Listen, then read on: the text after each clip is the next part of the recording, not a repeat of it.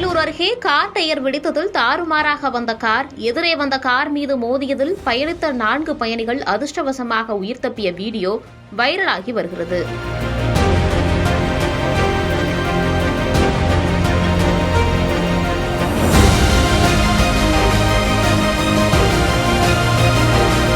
தஞ்சாவூர் மாவட்டத்தை சேர்ந்த ரம்யா, சங்கரி, அன்புச்செல்வி ஆகியோர் ஆத்தூர் வரை செல்வதற்கு காரில் பயணம் செய்துள்ளனர்.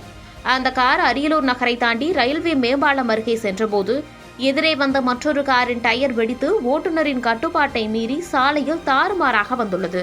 இதனை கண்ட கார் ஓட்டுநர் சுதாரிப்பதற்குள் எதிரே வந்த கார் மோதியதில் ரம்யா மற்றும் சகோதரிகள் சென்ற கார் நிலைகுலைந்து அருகில் இருந்த தடுப்பு கட்டையில் சாய்ந்தது.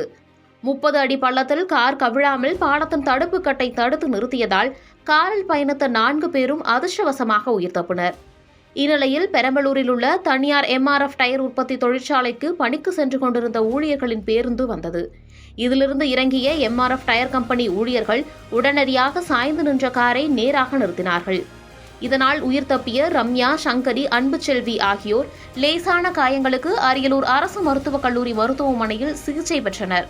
பின்னர் ஆத்தூர் வரை செல்லும் தங்களது பயணத்தை தொடர்ந்து வருகின்றனர். அதிர்ஷ்டவசமாக உயிர் தப்பிய இவர்களது வீடியோ தற்போது வைரலாகி வருகிறது.